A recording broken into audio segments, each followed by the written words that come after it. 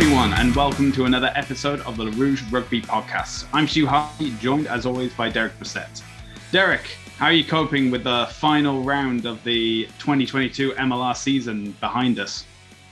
Obviously as an Arrows fan, I was a little sad to see the season come to an end. Although the crowd and the environment at the match yesterday was amazing. It was really despite no matter what the scoreline said, it was a great time. Seemed like everybody was really enjoying themselves. The Arrows continue to each game seemed to step up their match day experience. So always that was always enjoyable.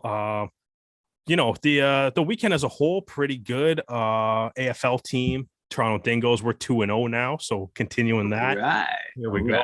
And then some really interesting MLR games. It all got capped off with Canada, the women's team, absolutely kicking the USA's ass. And you love to see it. Yeah, no, just things you love to see. Yeah, there we so we'll get into that a little bit later. Other than that, I don't think anything interesting happened all weekend. Stu, any eventful news that you might have heard about? Because I don't know. I don't know. I may have heard something through the grapevine, but this was technically Friday, so it's not the weekend. So that's probably why you hadn't heard it, because everyone was working on Friday, and therefore. But we're obviously talking about the release of season 3 of The Boys, right? Yeah, of course. Yeah. That was the main news. But somewhere between like the first 3 episodes that came out, saw something on Twitter from the MLR official account along the lines of Austin has been disqualified from the 2022 postseason. Right. Did you catch that? I didn't really. I think I did. Yeah. That was although. It was brief. It was a very brief statement. You could have scrolled right through that.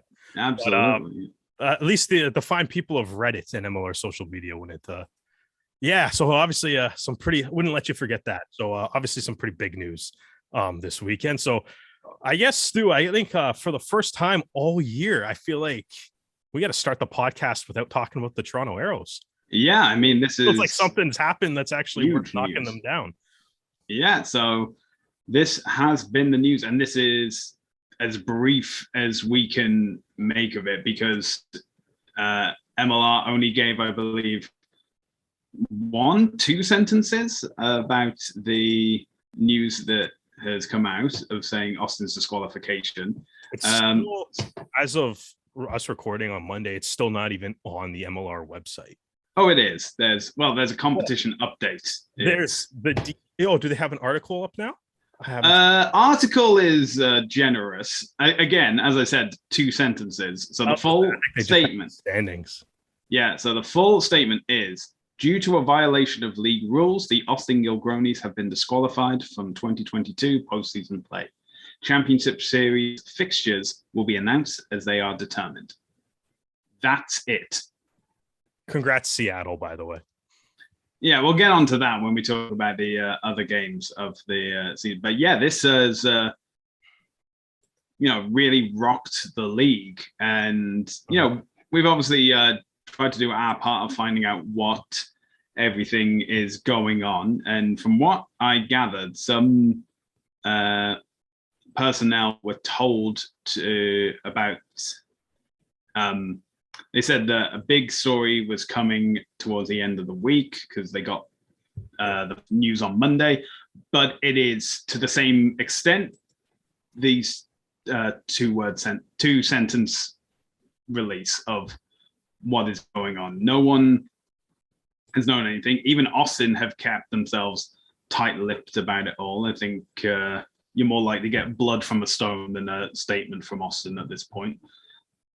They did have that one cute Instagram post with the whole team in a huddle. It was like strength and unity, or I'm not sure what they actually said. Strength through adversity, I believe, is what they said, right? Something like that. Yeah, something along those lines. So nice motivational poster for the office after. Yeah, there have been some in the Twitter sphere who have been able to get a little bit more information on them. For example, Alexander Deagle, who is a sports journalist as well as the president and flanker for Old Gaelic Rugby, put out a tweet saying he reached out to multiple Gilgronis and MLR sources to try and find out more. One response was received, which is nothing to add on this time. He then followed that up with saying, I've spent the better part of the day trying to put the pieces together. I've got nothing substantial on the record and don't want to report rumors. What I do know is the following 4 things. 1, it's ugly. 2, yes, it has to do with the salary cap violations. 3, the lawyers are coming. And 4, keep your popcorn ready. Huh. I gotta say, I love the tweet in saying, I don't want to report rumors. And then number 2, salary cap violation.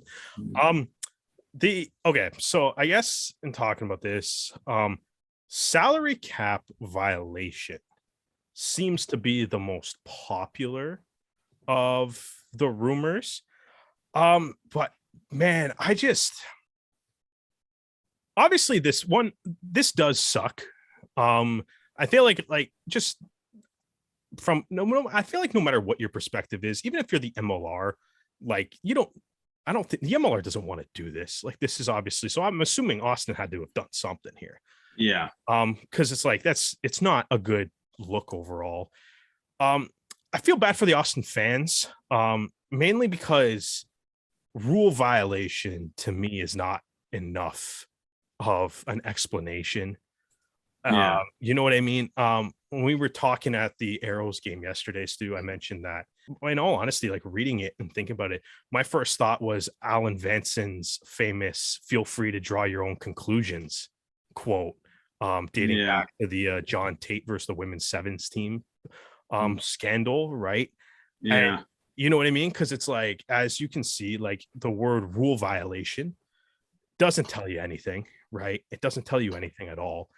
And it's led to, if you go to like Reddit, you go to Facebook, you go to anything, any social media that is covering Major League Rugby, and the Austin Gilgronis, right? It's all just people yelling at each other and like speculation, without anyone throwing out any like actual concrete evidence, right? But it's like, you look at the way the threads break down, it's fans, it's like everybody's being like, well, this team's over the cap too, throwing out all these accusations about anybody else that's over the cap, throwing out accusations of all like players that have broken other rules, teams that have broken other rules, right? And it's just kind of chaotic in trying to piece it together, right? And I feel like that's what's going to happen when you put out a statement that is as vague as it's a rule violation, right? And even further to that, I think one of the big things that I think is coming out of this too is, and I'm going to ask you this question, Stu, to kind of help my point, right? So the leading rumor is a salary cap violation. So they said rule violations, right? Yeah. Leading rumors salary cap related. So I have a question for you, Stu, because it's just saying rule violations. We think it might be salary cap. Who knows, right? Do you know what the salary cap rules are? Yeah. So each team has a salary cap limit, which I believe the last publicly disclosed record was $500,000 US.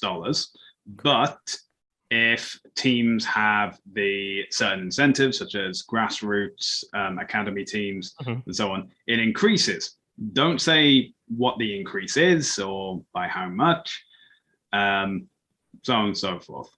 There are 2 types of players that teams can have. They can have full-time players that are paid a set salary, and then you can have part-time players, and they only get paid for training and for match appearances, and then they'll be compensated for like travel and things like that.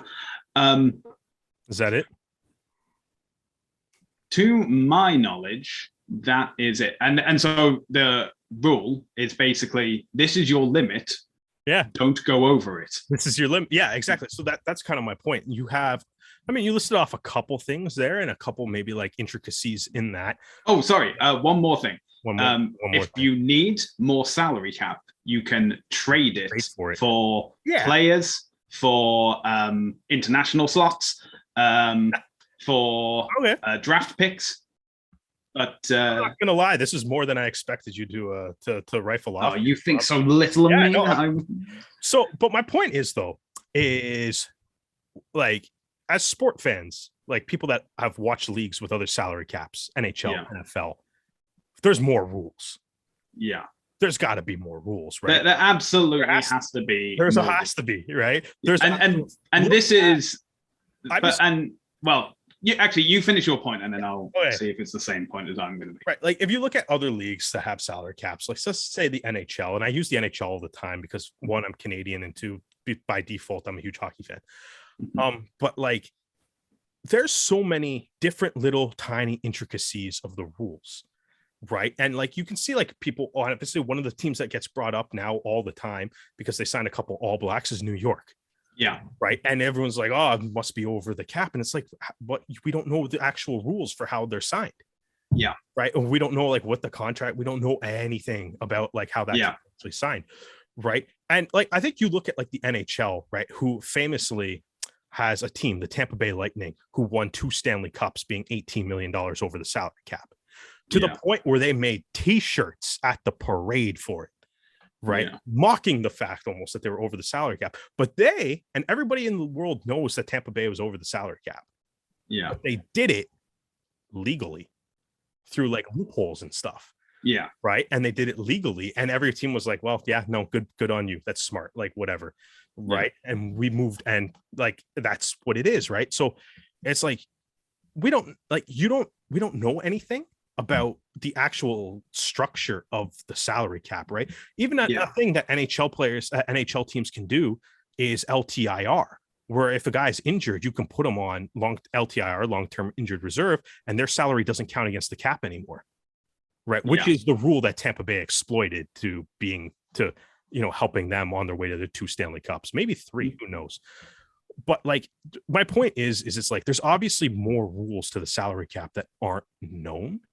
And it's like to say it's a rule violation tells us absolutely nothing. And this is also assuming that it is salary cap because it might not be salary cap. Yeah. Right. So it's like a rule violation tells us absolutely nothing because one, nobody outside of the league really, I don't think knows the actual rules of the salary cap and how it's actually structured and how it works. So it already tells you nothing. And then keeping it vague. And it's like, you can look at all the chaos that's in like some of these message boards and stuff of everything from like, there's now with this has somehow led to players being accused of taking PEDs. If you read it. Like, there's one like, read it. It's a golden rule of the internet. You don't go into the comment section. No, exactly. It's like it dives into like a lot, like people like it and trying to point out all the other ways that every other team in the league's cheating. Yeah, it's horrible. Yeah, it's brutal, and it's like, you know what I mean. And it's like, well, like, what's the rule? And it's like, there's a couple things here too that I'm just wondering based on the statement as well. Yeah. Is whatever violation Austin had, salary cap or not, is the punishment to take them out of the playoffs? Or was the punishment a point deduction that happens to take them out of the playoffs? Right? Like, that's also something that, like, what if they were just like, what's the actual standings right now? Like, so if you were to go onto the MLR website and go to standings, it places Austin at 7th because it has a DQ next to them. But their points are higher than anyone else. Yeah, so they're at 58 points, right? Yeah. But that's why I mean, like, what if to miss the playoffs, what would they need? What if, say, this punishment was a 25-point deduction? Right? Because that would take them out of the playoffs. That would have mathematically taken them out of the playoffs before the next game, too.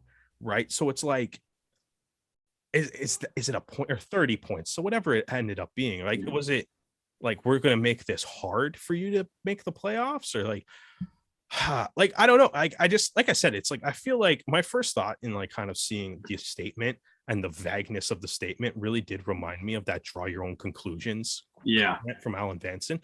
And it's like, as a Canadian rugby podcast, we have sat here for the past like year and a half complaining about the lack of transparency from Rugby Canada. And I feel like it's almost would probably be a little hypocritical to not kind of push some of that same energy and criticism on the MLR in this situation. Yeah, because I think it is, because I remember we were talking and you brought up the NHL rule book, which is like 168 pages or something along those lines. NHL rule book is wild. Yeah. But I think it's within reason. So you don't have to give away like every minute detail, but you can have like an MLR rule book. And some of these things are like the basic obvious of like, oh, you need to have a field that is usable to have it. And as in, you need to be able to provide showers for visiting teams. You need to be able to provide teams that don't do that. No, it's in like it's there in That's the rules. Brutal. That's home field advantage though, I guess. I know, but it's like it's there in the rules so that even if it's whether it's like us as fans wanting to just know like the rules and people going like, oh, I didn't think about that, such as like, oh, every team that hosts is responsible for medical facilities being available, including ambulances. There's stuff to make the league tick, right? But and that's the thing as well is that when you have a rule book, you also have the sanctions to those rules as well, as in like because that's the thing, we're saying that it's a financial reason. It could, for all we know, it could be a player was declared as domestic, but is actually international, and they breached the foreign player count. Is that worth being not? I'm not saying it is. I'm just saying that there's no information to say it's not. The other thing that obviously we're all doing right now, just as you said it, because my first thought was, is that worth getting knocked out of the playoffs though? Yeah. Right. But to your point is this, we're just circling back to, we don't know what they did. Exactly. No. Right. And it's like, you can start speculating. We can do, whoever put up, there's a hilarious thread on that was like, what did Austin do? Quote, wrong answers only. Yeah. So, yeah, we can have fun. Like, I mean, we can have fun with this, right? Yeah. Like, maybe Austin declared we have the best barbecue in Texas, and the MLR said, wait a minute, the one in Houston's so much better. This is clearly like, that's the thing though. It's like, you don't know. I mean, obviously too, like, so we keep bringing up, it's like the salary cap violations and stuff. It's like, in all honesty, like, there's so like there was also that one post on Reddit that someone shared a couple screenshots of an Instagram story that appears to be from one of the members of like Austin's dance team, and basically the Instagram story is suggesting that they haven't been paid in a long time. Yeah. Right? And that's my thing. Like, if their violation though has something to do with that, like, that's not salary cap, right? Yeah. The way they're treated, because like those employees, like the salary cap is for the players. Yeah. Right. It's like, so those those types of employees, the game day crew and stuff. If this is the case, that why this is a violation, then like that's not a salary cap thing, right? That's something else. And the other thing too that I feel like I don't know if it's been kind of lost, but on May 1st, it was reported by John Woolley that the Austin Gilgronis lost their local television contract partway through the season. And the remaining Austin games, if you were local to Austin, right, all the remaining Austin games are on the rugby network, right? So it's like they lost that TV contract though. So it's like it does just ultimately, I mean, between this punishment, that post about possibly not paying members of like the dance team, and I'm assuming probably other staff too, and then also like the fact that they've lost their local television contract, seems like there's some financial dysfunction going on with the organization as a whole. But it all just circles back to the the same thing we've been doing with a lot of Rugby Canada stuff almost.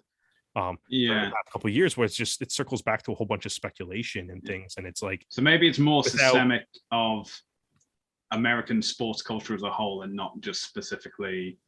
Well, like, yeah, I don't know. Canada. I think the one thing too, though, is it's like, I think honestly, the only like whatever Austin did, if it deserves the punishment, fine, right? Like I that's whatever I can accept. It's unusual, certainly. I don't think I've ever seen it happen in any North American sport.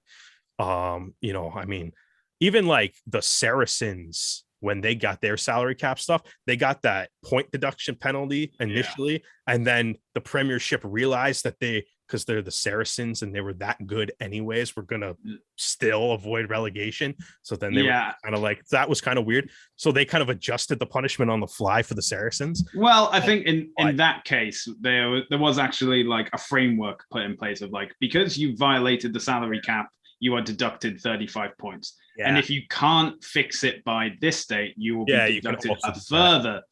And maybe if it is like, let's say this is salary cap related issues, because we saw that for the sake of argument, though. For the sake of argument, let's say that there was because the MLR trade wire says that like May 9th was the transfer deadline day.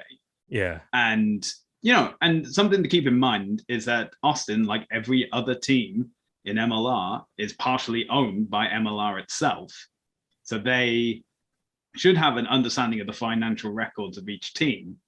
And, it comes around to the morning of May 10th. They look at Austin's numbers and say they don't line up and say like, hey, you guys have to fix this between now and this date. And if you don't, we will have to give a punishment. Again, this is all speculation, which doesn't help anyone. But and I mean, I think that's the thing that's kind of disappoints me the most, is it's just like I guess the lack of explanation is just, and I understand, some people have suggested that there's possible like legal repercussions or legal action that's going to happen as a result of this. And like, I get it, and like that's fine, but it's like, I don't think even if there's legal action, like I don't think a rule violation is enough, right? Like you already did the thing, you already removed them from the playoffs, right? So what's like, what harm, like what in just telling, like what, just at the very least say what rule was broken. Right? And that's but part of that though, again, especially if it's a salary cap thing, would be us learning the rules. I think like the one thing though that I'm also, I guess just the way I think that I'm trying to keep an eye on, because I really, really want to see this league grow, as I'm sure you do, as I'm sure everybody else that has a podcast across the MLR does, as I'm sure the fans, people listening to this all do. Everybody wants to see the MLR, the sport of rugby as a whole, grow. And when I look at some things that the MLR has done this year too, and also looking at our team, right? The Toronto Arrows are sponsored by CoolBet, which is a gaming company, right? Yeah. The MLR has also had some statements that are talking about making strides toward kind of encouraging more gambling on MLR games through various different properties and stuff, right? And we're starting to kind of see some of the strides toward that, more stats being available. The Rugby Network kind of has that. I can't remember, what do they call it? That thing that pops up, like not trivia questions, but like predictions for like who's going to pick and go. Pick and go. Thank you. They have that, which I mean, obviously can probably translate into some sort of like gambling thing. But like when I look at this right now, and it's like, if the league wants to get into that, like heavily get into that, and the fans want to do it, it's like one of the things that everybody can like if you want to bet on like the NHL at the start of the season, the NFL, NBA, CFL starting soon, if you can place these bets on CFL, I believe too, is like you can bet futures on like who's going to make the playoffs. Yeah. Right. And like, I'm just thinking like it was not that it was available from CoolBet earlier, but like, could you imagine if like the uproar from like books and people that may have put money on this, if they were like, Austin's going to make the playoffs, here's $100 to bet on Austin in the playoffs. And like, you don't get an explanation for why they're not in the playoffs.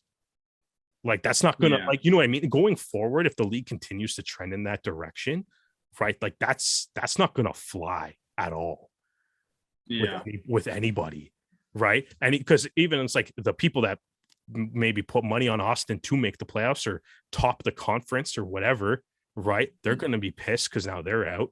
And then books will probably be like, why are we paying out people that bet on Seattle to make the playoffs, right? Because now, like, or why are we betting on, or paying people out that bet on LA to be the best team in the West, right? Because it's like, you just changed the standings and offered no explanation, right? Which is something that I think isn't going to fly if the league continues to grow, and especially if they continue to kind of put in the groundwork to, encouraging the gaming aspect of this a little bit more, right?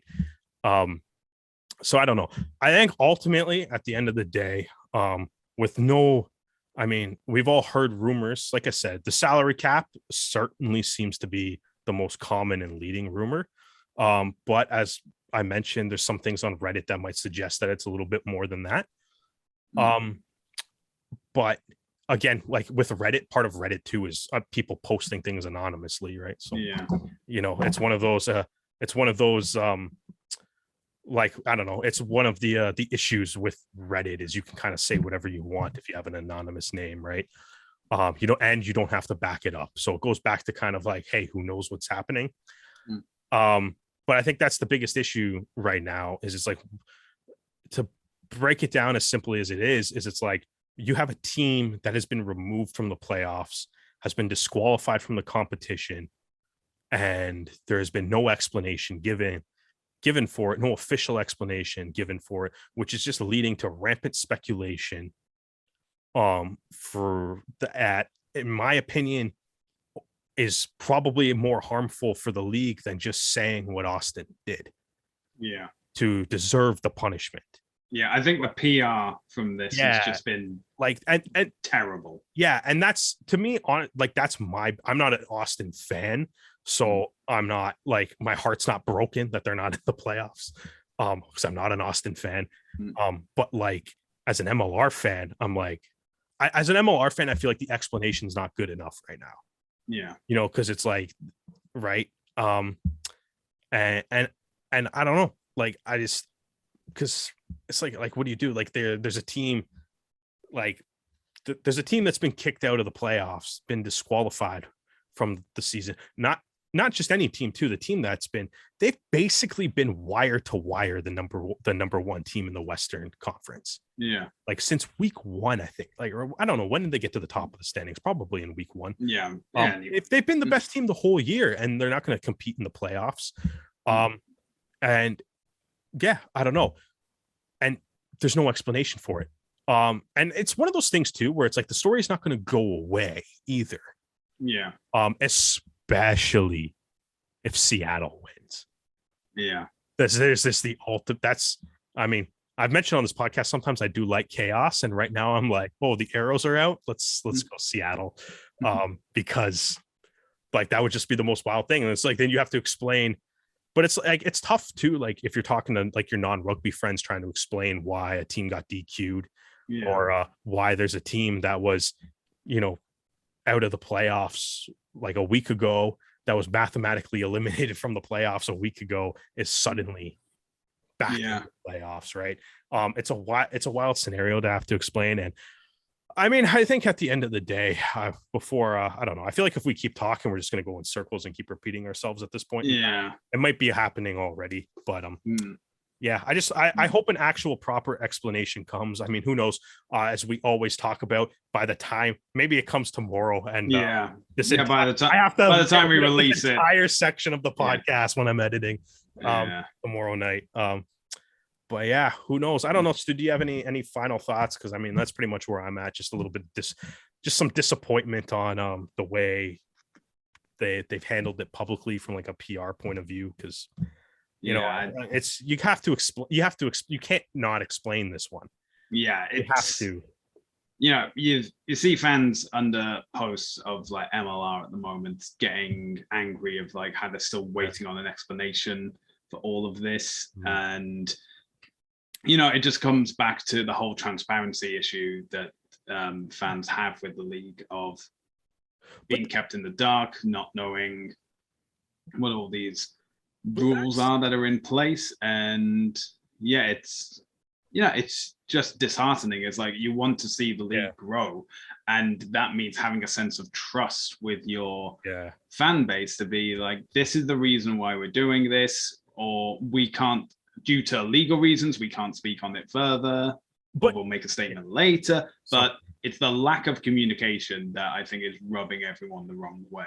Yeah. And to go to your point too, I actually think like this year, like the league has been, in my opinion, like really good with like making strides in that like transparency element of it. Like this is the first year that we got suspensions being announced. Yeah. Right? And not only are suspensions announced, they go like they're detailed announcements. Yeah. Like they go through even like the mitigating factors, stuff from the hearing, which again, for what they do for suspensions, they tell you which specific rule the player is being suspended for. Right. It's, I mean, and that's the other thing, right? It's like the suspension announcements aren't rule violation. The suspension announcements are this player broke rule 19.2 or whatever rule. I hope 19.2 is a normal rule, because I just threw that out of the air. Hopefully it's not too weird. But like, if like they do that, and it's like we also got like trades being announced first proper time, right? Like trades being announced by the league and the teams like properly and fully. So many more teams doing injury reports this year too. I know like that used to be a thing that we kind of ripped on a lot of teams for not doing, but a lot of teams picked that up this year. I don't know if it's everybody, but it's like, we got a lot of injury reports and stuff for like, even if it's not like, some teams put out like a post specifically on injury reports. Some teams mix it into match day previews and stuff. But like you get the information is coming out. And I think the league's been doing a really good job of doing that this year in a lot of ways, which is why I think adds to the disappointment that this is handled the way it is. Because it's like there has been a lot of strides. Yeah. And it's weird. It's just I hope we find out. Yeah. Because it's all going wild out in the Austin fans find out.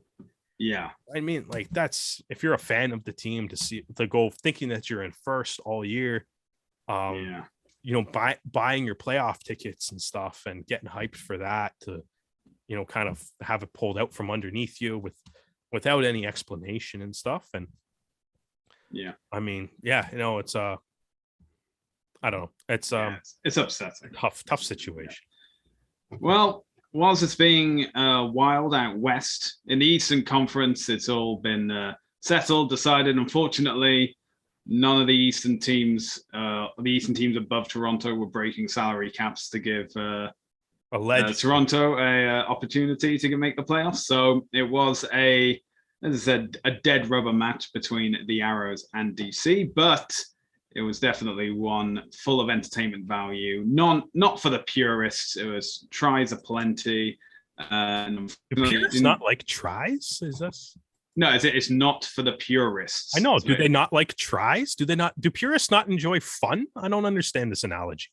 The analogy for it's one for the purists means it wasn't an enjoyable game of rugby. It's like lots of scrum penalties, lots of line outs, lots of slow play, all that kind of stuff. So when they're saying, oh, it's one for the purists, it's one that only pure fans, the old school fans would like. But if you're new to the game, enjoy. I think old school fans like tries and fun too. Anyway, the point I'm getting across here is that there were like multiple tries, both teams getting the try bonus point. And unfortunately, it didn't go Toronto's way. But then again, Toronto have already beat twice this season. It's just mean if you do it 3 times, I guess. And keep in mind, this is DC's first ever win over Toronto. as well. So, good for them.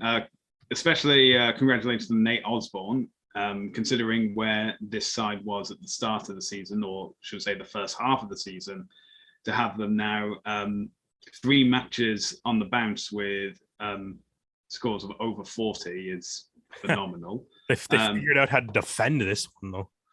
Well, yeah. Well, I think their defense was a solid attack, so it just worked out really well. As you said, the best defense is getting a large point total. The best defense is a 30-point lead. Exactly.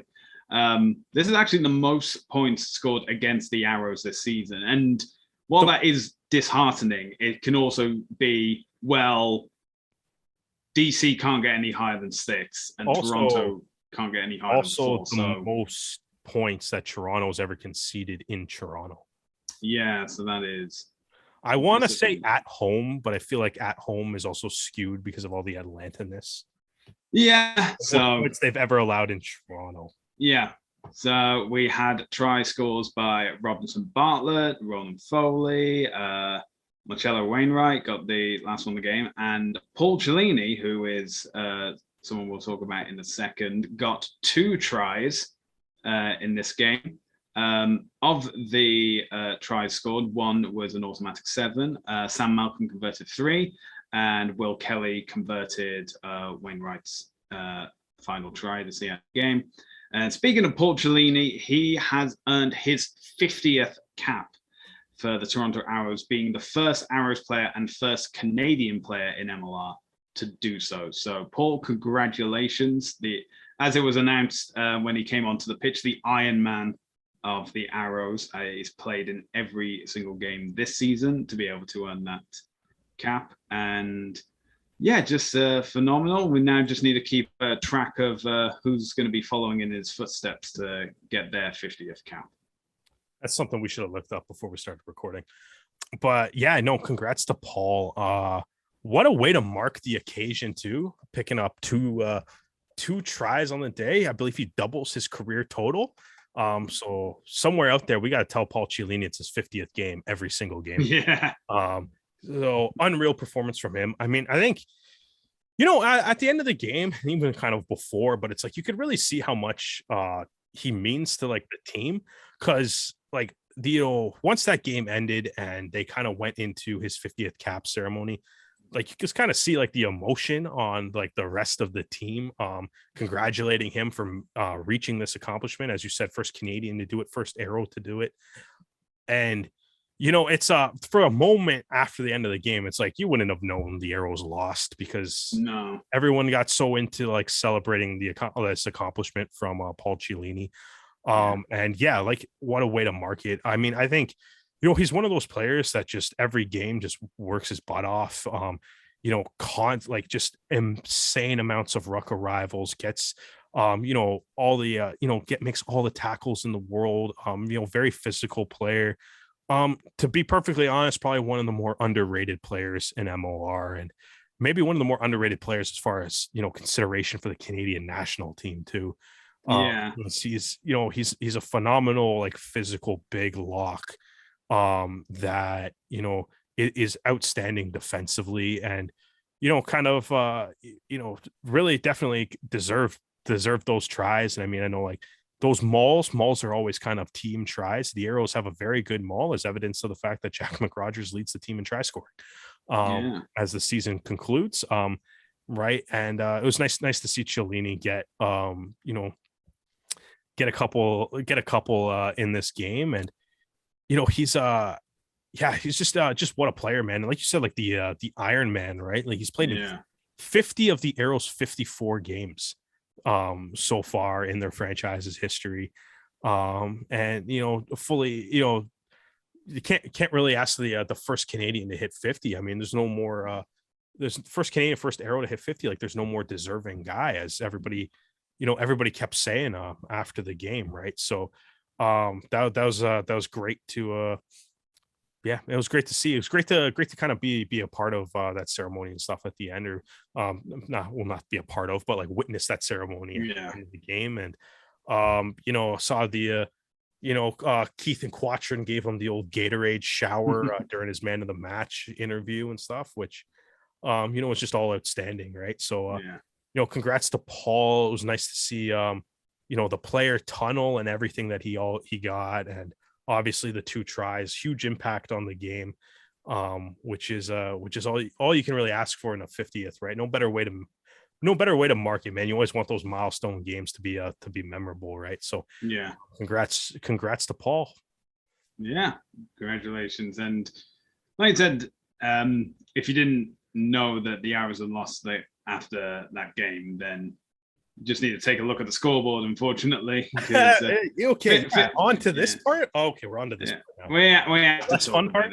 The less fun part. I mean, I think the first half was very good. Well, very good for the Arrows. I mean, Robinson Bartlett's try was within like 90 seconds. So it's a good start. Yeah, definitely a good start. And then it was, let me just remind myself who it was. It was Daniel scored the try for DC. And then restart.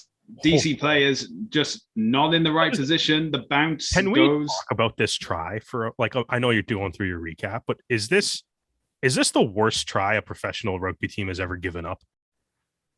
I don't think so. I think no. It was a Seattle game last year, and it was the similar circumstances. I can't remember who they were playing. I think it may have been LA, but yeah, it was a kick into open space. The sun was in their eyes, and I think it was the LA player just grabbed the ball. A restart or a kick? Restart. Oh, restart. Yeah. So it has happened before, but this is the first time it's happened in Canada. So yeah, I was just like, man, I think I was still sending a tweet or something while this was happening, and looked up, and I'm like, how did he scored already? Then watching the replay, it's just I don't man, that's not going to be a fun film session for those 3 or 4 Old Glory players that were all kind of around that ball, man. Yeah. That's one of those that's a pretty unacceptable try for a professional rugby team to give up, man. Good on Foley though, man. Foley's always there. Foley always seems to he's always somewhere making a play somewhere, man. He's had a great year. Yeah. And then so after Foley's try, you'll notice there's a lot of back and forth of Toronto score a try, DC score a try, Toronto score a try, DC score a try. As you mentioned, so Lasaka got his try in the 16th minute, and then Cellini got the first of his 2 tries 3 minutes later in the 19th minute. And it's basically, and then Junior Saru got his try in the 23rd minute. And the only thing that was keeping Toronto ahead at this point was the fact that Sai Faloye wasn't as accurate as Sam Malcolm was with the boot, and a few conversions went amiss, and so there was a 4-point deficit. And then just before the 30-minute mark, the Kali got his try, which secured the bonus point for DC. And that was converted. So then it goes from a 4-point deficit to a 3-point lead for DC going into the break. Come back from the break, Cellini gets his 2nd try, and so the Arrows go ahead again very narrowly. And then DC just opened the floodgates, and it was tries aplenty from them.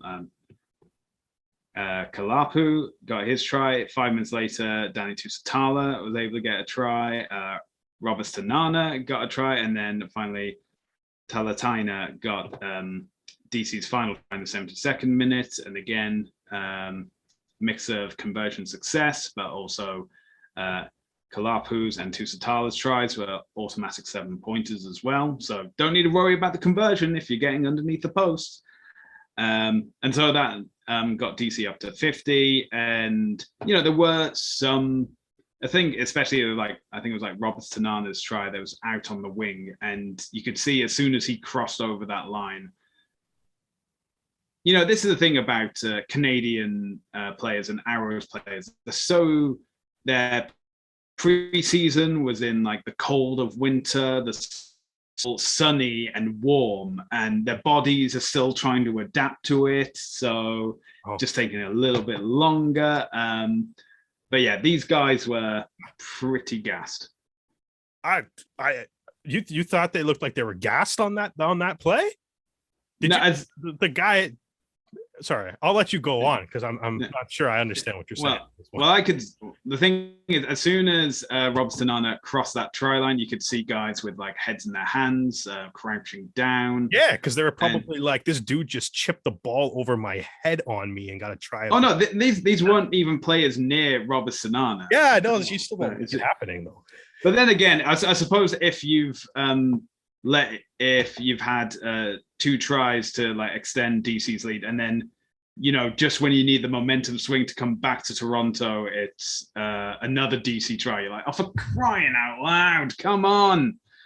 But I get, and I felt that, especially, I think it was probably from like the 50th minute to the 70th minute or 72nd minute, which is when all the tries in the second half were scored by DC. It just seemed as though the Arrows were just camped out in their own 22 for long stretches of play. And, there's just like no real opportunity to like get it. I mean, Joel Kelly was able to like kick it into touch, but, it's still then DC's possession again from the line out.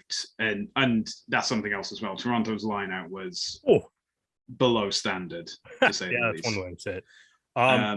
But yeah, you gotta mention Wainwright's try to close the game, though. Yeah, so but because that's the thing as well, is that especially when you conceded 4 tries in the first half, you concede another 4 tries in the second half.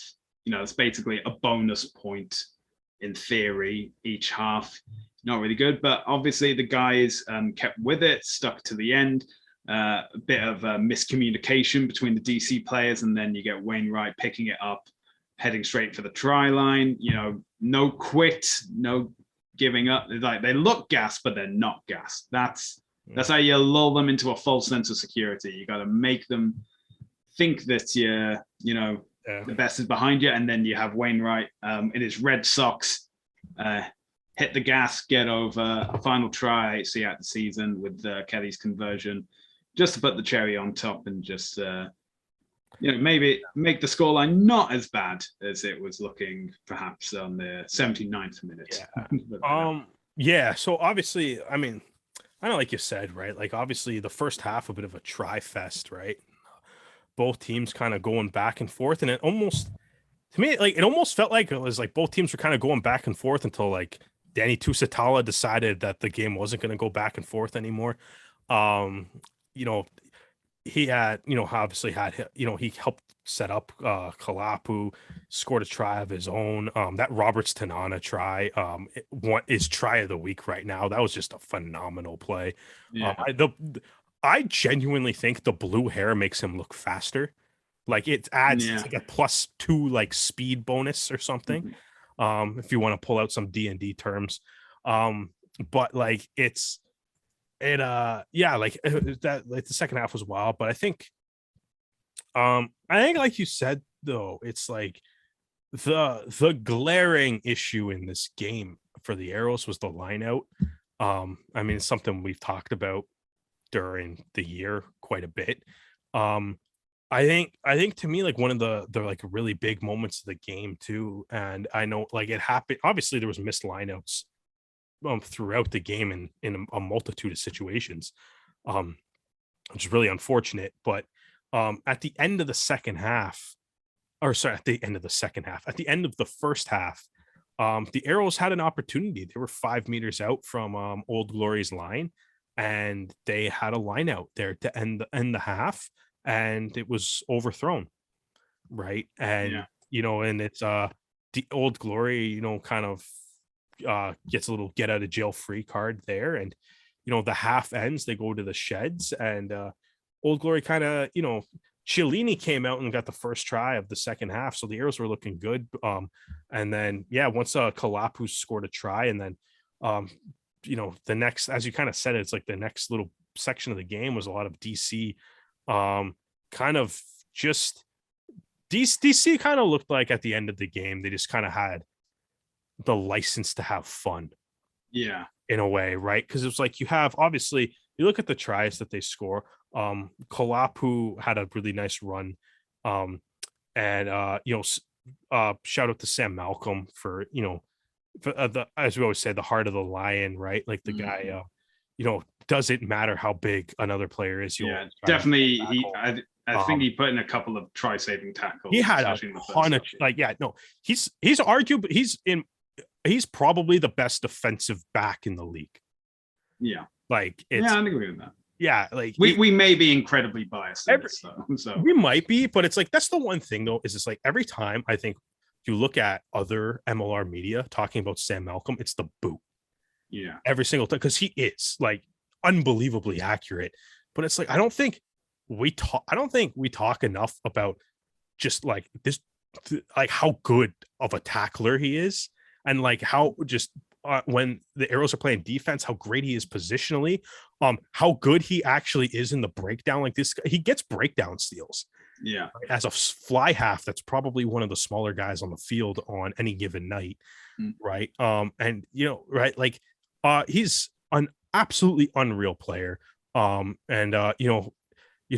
showed his heart on this play. Unfortunately, came up with a shoulder injury, and I mean, hopefully he's doing well. Hopefully he's doing well, or healing, and hopefully the injury won't keep him out that long, and he can has a good recovery time, and wish him all the best.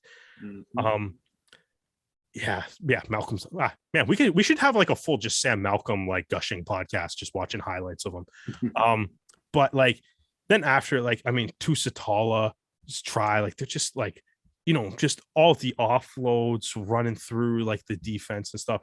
Roberts Tanana's try, obviously it's like whereas Kalapu has a nice little like one-handed offload to Roberts Tanana with the chip kick that just worked like a charm. And then the last try of the game too, Talatenia, like everybody saw the like Danny Tusitala just like the behind the back pass that went like 30 yards like across the field too, right? Like that was it's like, hey man, we're just gonna like they just started just throwing those out. And it's their attack has been on absolute fire the last 3 games, and I know like they've been involved in 2 of the highest scoring games in MLR history, unfortunately coming up on the wrong side of it. But figured out a way to get some defensive stops in this game. A handful of those came from guys like Nicoli and South, really making life difficult in the line out and creating those turnovers. But I mean, that kind of ended up, I guess, being the difference of the game, right? There was when Old Glory had chances to score tries, even if it's chances that they're making themselves with chip kicks or behind the back passes, they capitalized on those opportunities to score those tries.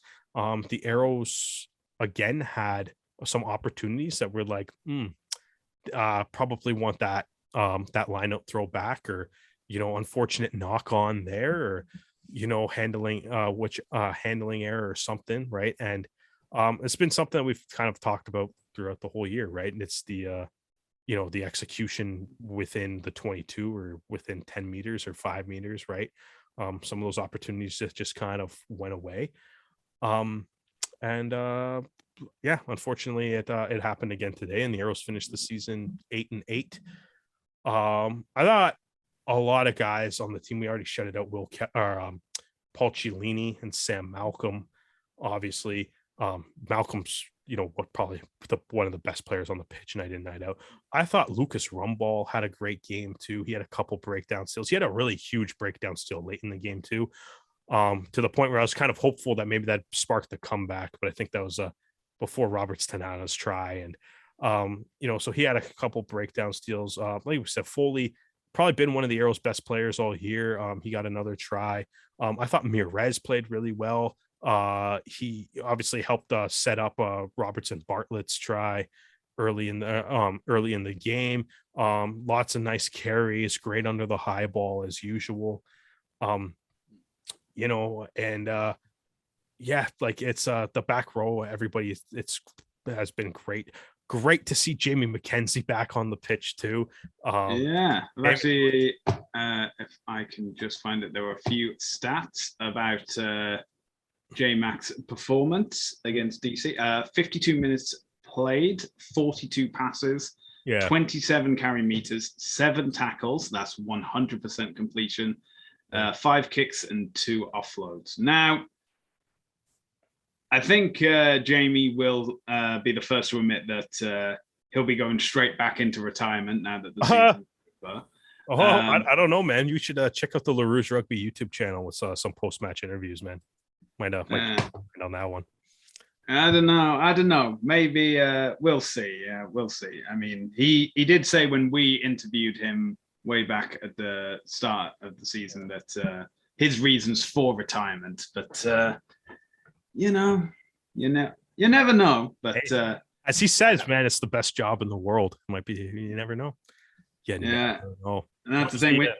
When you got that itch and they give you a little bit more, it's so hard to just. I'll get all the. I mean, obviously, it's like he didn't confirm or say anything or whatever, but I mean, I would. He does kind of joke around about the retiring status, and I'll get by the time if you're listening to this podcast, all the post match interviews featuring players on both sides from this game should be up on the Rouge Rugby YouTube channel, so go check that out as well. And make sure to subscribe so that anytime we do more interviews, it comes up automatically on your feed. So if you were to compare the Arrows this year to last season, vastly improved. Obviously, being in Toronto helped definitely. Mm-hmm. But going from 5-11 to 8-8 by that trajectory should be 11-5 next season. So, if we're picking it up, the coaches have already picked it up. They know that the off season may just be starting for the Arrows, but the work is really gonna have to be starting now. Really, getting ready for the 2023 season. I think one of the things too with this season, obviously, like you can't really talk about this season and how it's gone for the Arrows without mentioning their injury situation. Yeah, I think injuries has also helped. I say helped, hindered, but as it's contributed to like lack of momentum. Like the Arrows only were able to get 2 wins on the bounce before they would lose a game or lose 2 games, and then it's really hard to continue growth. I think like one of those things that we have talked about is the Arrows being lower in the league as far as tries scored, but also like some of those execution errors, especially when they get kind of close to scoring within within the 22.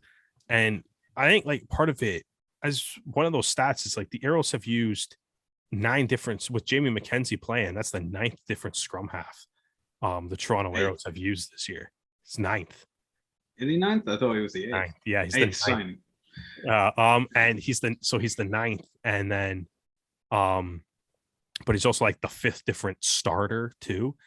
And like when at such an important position, when you going through like 9 different guys at a position, like it's like that's tough to that's like Sam Malcolm's gotta prepare for a different scrum half almost every single game.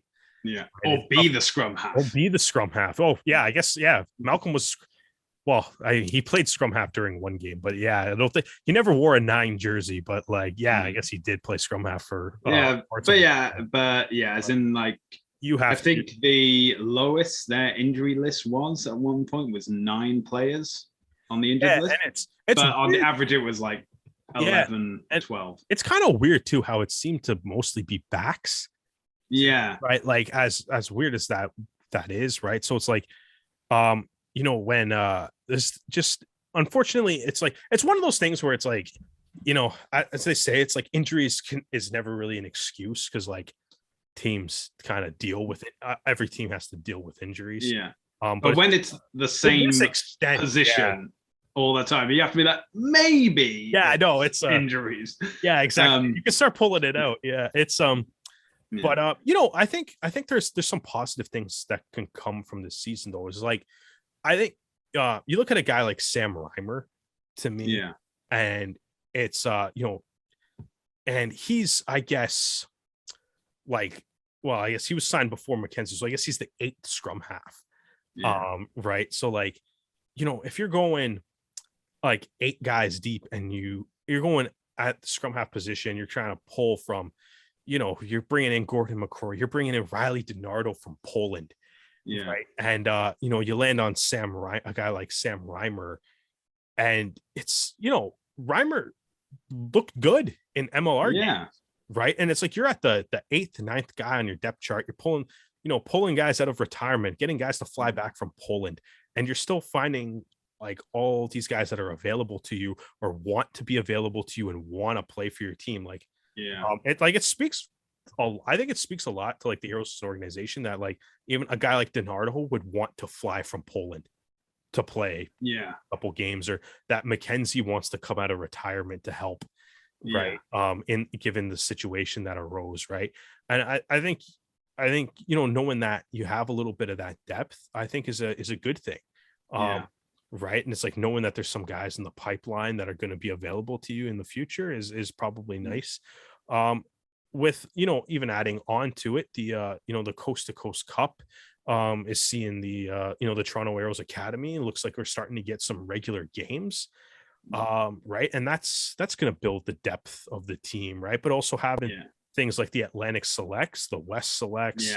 Right. This seems to be because obviously the Arrows came around in 2019 and COVID iced a lot of plans for Canadian development, but now we have teams like Atlantic Selects, the West Selects, the Pacific Pride, the Arrows Academy.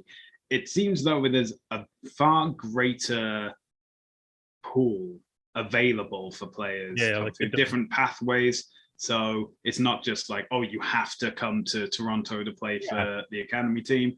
No, you've got all these options. And, as MLR grows and, as draft increases and as other teams have academies and will need players to come in, and obviously getting any game time prior to like MLR level of games with like academies and select sides, just broadens the options of Canadian players. So, it's obviously in its infancy at the moment, but we could see within like a few years, 5 years, definitely by 10 years, that league is like filled with Canadian players, and there's loads of different options for positions. But that concludes the Arrows season for 2022. No postseason this time for the Canadian team. Hopefully we'll be able to see some Canadian faces in the other teams, but we'll have to just keep our watch out for that, and we'll let you know when that postseason happens. Speaking of the postseason, we have to talk about the other games of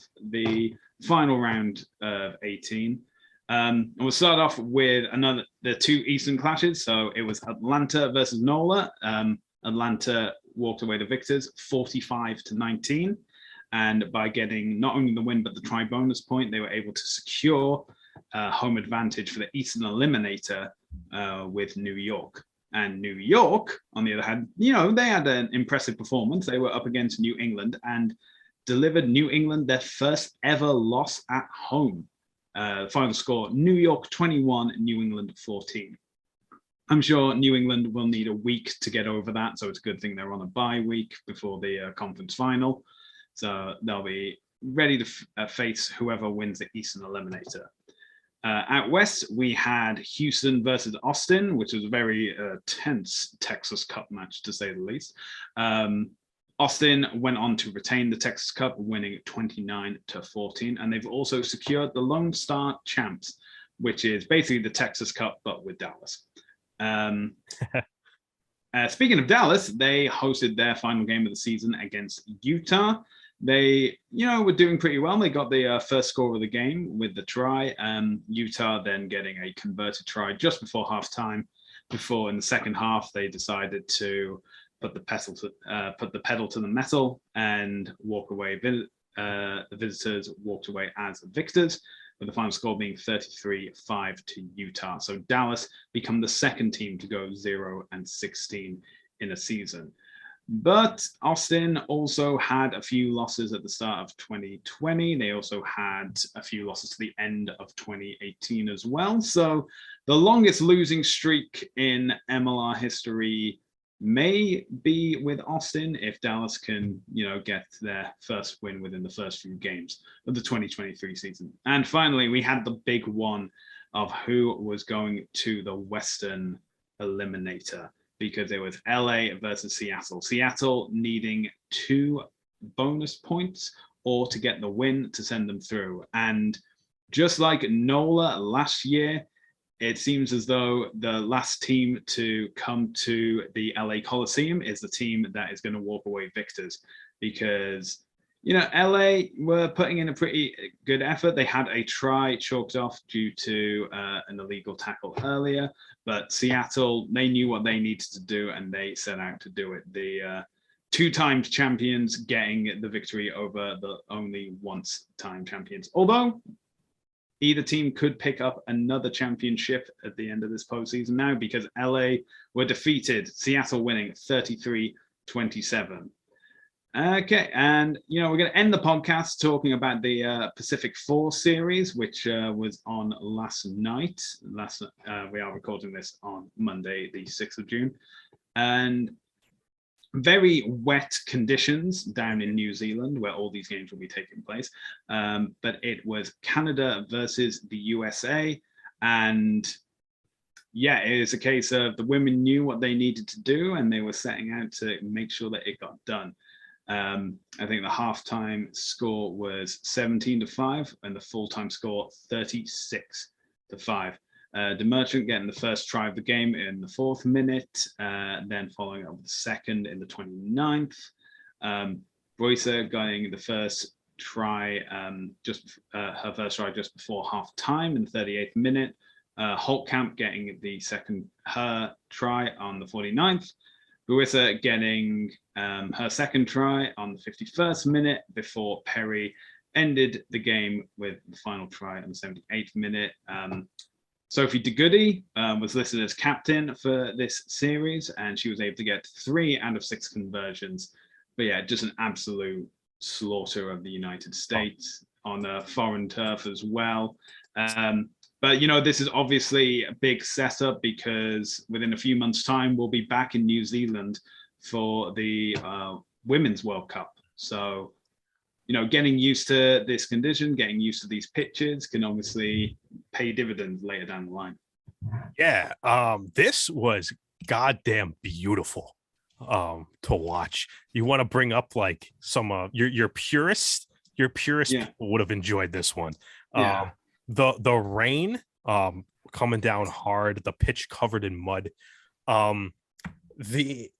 So it's like obviously conditions and stuff, so you kind of got to play to them, right? And obviously when it's raining this much and it's that muddy, the forwards are going to play a big factor in the game.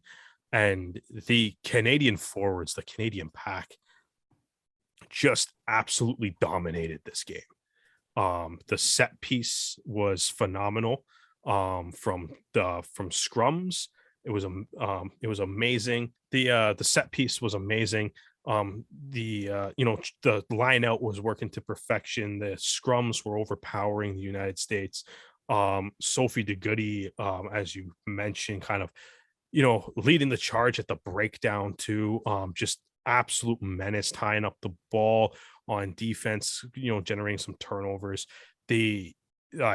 Canada just overpowering them at the USA at the breakdown a lot. And, the maul kind of leading to up until Perry in the 78th minute, when she sliced through a gap in the USA defense.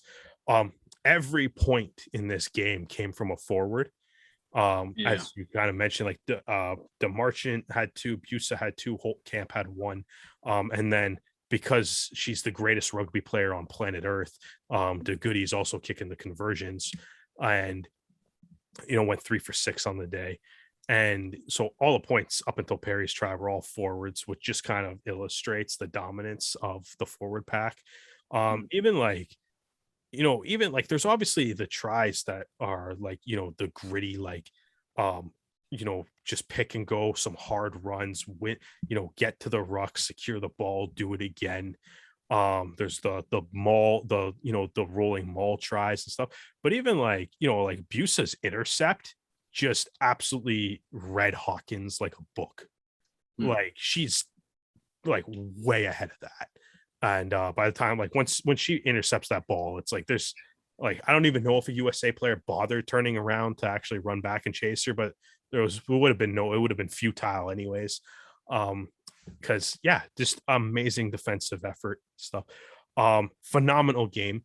And it's funny reading online how all the American fans feel the need to point out that they have so many players in the Premier, playing in England in the Premier 15s and those championship games that wrapped up this weekend, but yet are completely ignoring the fact that Canada also has players playing in that. So guys, just stop this. Just stop. If anything, then if we're worried about players not being there, Canada's clearly a deeper team than you guys, and it's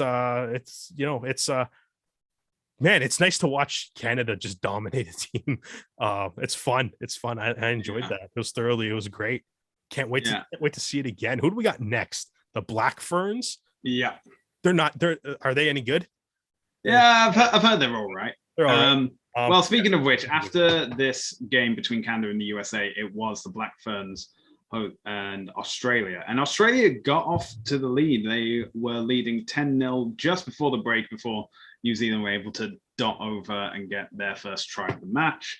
And then, like Canada, New Zealand were the only team to score in the second half, with the final score being New Zealand 23, Australia 10. So this coming weekend, I believe it is Saturday for all you Canadians that are watching, and it is going to be, I think, on Eastern time. It'll be the first game will be from 8 o'clock is USA versus Australia, and then from 10 o'clock it'll be Canada versus New Zealand. So that is definitely going to be fun to watch. And you can watch those games. It has now been confirmed on tsn.ca or the TSN app. We are also getting to the end of not only the MLR series, but also the European rugby season as well, as the Premiership and United Rugby Championship will be having their semi-finals, and you can watch that on Sportsnet. Super Rugby Pacific is also concluding as well with their semi-finals. That will be on TSN. And as we said, the MLR Championship Series will also be on the Rugby Network. So if you haven't got it already, then what are you waiting for? It's free. Go and download it, set up a profile, and you'll be able to watch the Eliminator round, which will be coming up on Saturday and Sunday. On Saturday, we have Atlanta versus New York at Silverbacks Park. Derek, who do you think is going to walk away with the victory here? Well, first of all, I would be absolutely shocked if anybody listening to this podcast doesn't have the Rugby Network. I know. Yeah, but that's the thing. You just got to make sure. Someone's like, oh, yeah, I knew there was something I had to do. Oh, man. You know what? I think I'm going to take New York on the road in this one. They've been playing really well on the road, and they seem to enjoy having some access to the wings a little bit. Yeah. Well, this is the thing. During the regular season, when Atlanta hosted, New York won, and when New York hosted, Atlanta won. So it seems to be as though having home advantage doesn't mean much to their Eastern team. So, but just to be different, obviously, that Atlanta, they'll have learned from their mistakes. They know which wings need protecting at which time. So, you go with New York, and I'll go with Atlanta. How about that? Sounds good. Okay, and the Western Conference Final, which will be the first, not conference final, beg your pardon, The Western Eliminator. This will be the first time a playoff championship series match takes place in the great state of Texas. And this will be hosted at the Aviva Stadium as Houston welcome Seattle. Now, in the contrast to Atlanta and New York, when Houston played Seattle earlier this season, Houston won. And when Seattle hosted Houston, Seattle won. So it seems as though home advantage is definitely in favor here. So that being said, also a Texas team that is making it into the playoffs without having lost every game or being disqualified. You know what? I'm going to go with the Sabercats. I'm going to go with Houston. Yeah, you know what? I really want to cheer for Houston because I think their playoff shirts are hilarious. So that was kind of my whole that was going to be my whole logic. But I feel like I can't backtrack on what I said earlier in the podcast. I want maximum chaos. If we're going to do this situation that the MLR has, I want it. You might as well go all out on it. So I'm going to take Seattle to maybe make a little bit of a run in the MLR playoffs, playing with house money now. That is true. And as has been shown from 2018 and 2019, if Seattle can make the playoffs, then, you got to keep an eye on them because, well, you're not two-time champions for nothing, is what I can say. They were never the best regular season team in those 2 years either. Yeah, but that's the thing. They won where it mattered. Yeah, exactly. There you go. Found a way to get it done, man. It's we'll see. Well, that is Derek's predictions, and those are my predictions for the Eliminator round of the Championship Series. I'm sure the Toonie will have their opinions, and you can catch those predictions on our TikTok account at the Rouge Rugby. In fact, you can find us across all social media platforms, including Facebook, Twitter, and Instagram at the Rouge Rugby. If you enjoyed listening to this podcast, you can listen to more on Anchor FM, Apple Podcasts, and on Spotify. And if you like watching this podcast, you have our entire back catalogue available for you on our YouTube channel, again, at the Rouge Rugby, which also features interviews from post-games from both teams, maybe, and definitely Arrows players. Derek, if the people want to find you, where can they do so? I'm at Brissette the Jet across all social media platforms, and follow all those channels that Stu just mentioned, and we'll get all the post-match reaction up. We got Frazier, Ilnicki, McKenzie, Winokur, Kelly, and Quattrin Cellini. I think should all be featured. We'll see how we'll see how it goes, but yeah, so it should be fun. So follow every channel that Stu just mentioned. And you can find me on social media at Hardman, spelled H4RDMAN. Well, Derek, I think we'll close the podcast there. Thank you so much for joining me. And thank you all for joining us for another episode of the Rouge Rugby podcast. We hope you can join us again next time.